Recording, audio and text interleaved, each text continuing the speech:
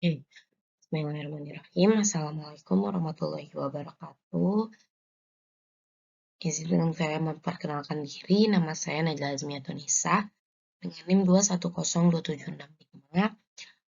akan mempresentasikan hasil dari laporan yang telah kami lakukan dengan judul Analisis Perbandingan Jarak Lintasan Sinar Laser terhadap waktu dengan bantuan osiloskop untuk mengetahui besar kecepatan cahaya di udara.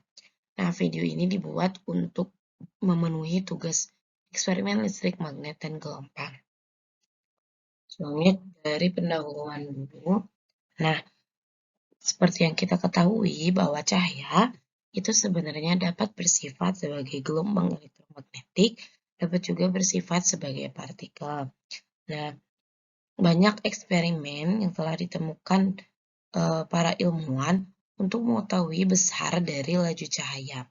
Dimulai dari Galileo pada tahun 1667 sampai ke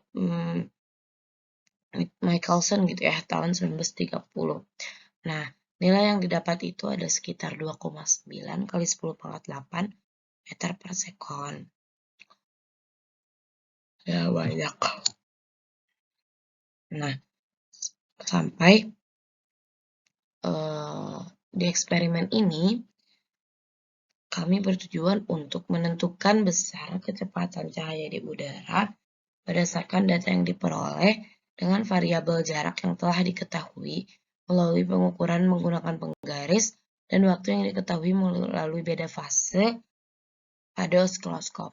Nah, kemudian data yang diolah dengan menggunakan persamaan V sama dengan delta L per delta T dan dibandingkan dengan besar kecepatan cahaya dan dari literatur yang telah ada. Nah, seperti itulah. Jadi rumus yang digunakan adalah rumus yang sederhana, V sama dengan delta V per delta T gitu ya. Tapi delta L yang di sini tuh panjang lintasannya dan T itu adalah beda fase yang muncul di osiloskop. Beda fase dari mana? Beda fase yang muncul dari masing-masing gelombang gitu. Jadi osiloskop ini diberi input berupa emitter dan receiver masing-masing. Kemudian dijumlahkan atau di add gitu ya, dan didapat delta C-nya segitu. Nah, alat-alat yang digunakan dalam eksperimen ini berupa sinar laser, kemudian cermin pemantul, power supply, kabel konektor, dan osiloskop.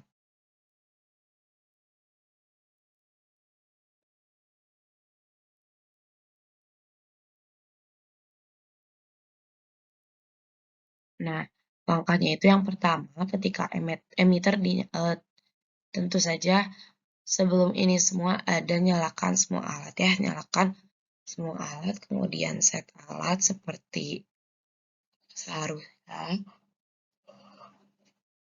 Emitter dinyalakan sehingga sinar laser dipancarkan menuju cermin pemantul. Nah, setelah sinar laser nyampe ke cermin pemantul, pantulkan sinar laser menuju ke receiver sehingga dapat terdeteksi oleh osiloskop. Nah, kemudian besar waktu akan didapatkan melalui osiloskop. Seperti itu gitu ya, jadi sederhana. Jadi sini kami melakukan eksperimen ini dengan L1 dan L2 yang berubah-ubah untuk mendapatkan nilai V. Nah, hasil dan pembahasannya itu kami mendapatkan 13 data dengan L1 ketidakpastiannya 0,005 meter, L2 itu 0,0005 meter. Nah, didapat bahwa sigma L-nya itu adalah 0,975 dan waktu yang tercantum di osiloskop adalah 7,2 sekon.